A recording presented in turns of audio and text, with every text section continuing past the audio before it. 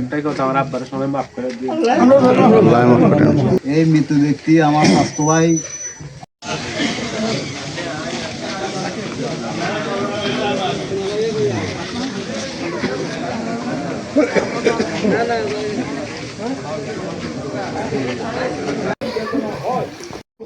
যেটা করে গেছে দান সৎকার যা করছে এইটি, এর বাইরে কিছু নিতে পারছে ভাই।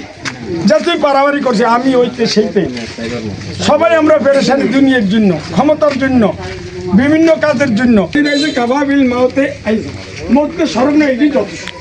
যে আমিও তার মতন মৃত্যুবরণ করে চলে যাইতে অবশ্যই কিছু হবে। আল্লাহ রসুল এই জমিনে থাকতে পারে নাই, কোন নবীরও থাকতে পারে নাই, আমরা থাকতে পারি না। কি নিয়ে যাবো এইটার জন্য আমরা সবাই প্রিপারেশন নেই। এই প্রিপারেশন রয়েছে কি, 5 ওয়াক্ত নামাজ পড়ুন, তারপরে জুলুম অত্যাচার বাদ দেওয়ান, কেউর উপরে নির্যাতন না করুন, হিংসা ফাসাদ ছেড়ে দিয়ে 5 ওয়াক্ত জমাত সহকারে নামাজ পড়ুন, আর জুমার নামাজকে যথাযথ আদায় করুন।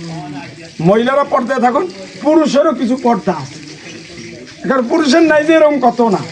মহিলাদের সাথে ভালো ব্যবহার করুন, মহিলারাও স্বামীর সাথে আত্মীয় স্বজনের ভালো ব্যবহার করুন।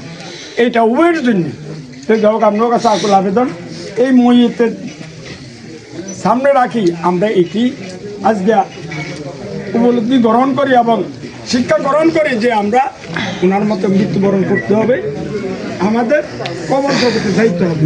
যাওয়ার যা যা জিনিস দরকার সবাই জানেন, এখানে কেউ না জানে, জানার অজানার কেউ নেই। যে নামাজ না হলে গুনাহ হবে এরকম কে না জানে কেউ আছে? পরের দিন রাখলে যে অসুবিধা হইব এইটা কে না জানে? জুলুম করলে যে এটা খারাপ জিনিস, অত্যাচার করুন, ব্যবহার খারাপ করুন, এটা যে খারাপ, এটা কে না জানে? মানে কিশোর আল্লাহ তাআলা আপনাদের সকলকে ইমানদার হিসাবে কবরের কাজ করে একজন মৃত্যুবরণ করতে পারি, আর আমরা জীবিত থাকতে একজন একজনকে ক্ষমা করি। আর এই জামালয়ে চলাফিরায় আমি যা দেখছি 5 ওয়াক্ত নামাজে, আমি এই যে 5-6 বছরই মসজিদের ক্ষতি বিষয় ওনার আমল আখলাক আমি ভালোই দেখছি। আল্লাহ তাআলা যেন আল্লাহর কাছে আল্লাহর ধারায় আমরা পাঠিয়ে দিতেছি। আল্লাহ তাআলা যেন ওনার জীবনে চলার ফিরার পথে যদি কোনো অন্যায় অপরাধ করে থাকে আল্লাহ তাআলা মাফ করে দেব, আপনারাও মাফ করে দিয়েন, সবাই মাফ করে, আল্লাহ মাফ করে দেব, আমরা মাফ করে দিই। ওনার পারিবারিক কিছু কথা বললে তারপরে জানাবেন। সম্মানিত এলাকাবাসী এবং আমাদের সমাজবাসী, আমাদের বাড়ির লোকজন, আত্মীয় স্বজন সবাই এখানে উপস্থিত আছেন। এই মৃত্যু ব্যক্তি আমার স্বাস্থ্য ভাই।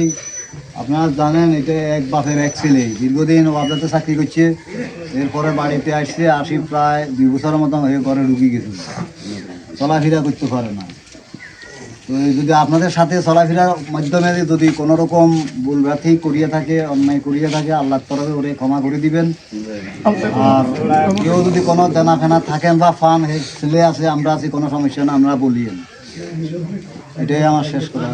ছেলে কিছু যদি বলবেন না, খালি একটাই কথা, আমার আব্বার সবাই মাফ করে দিও।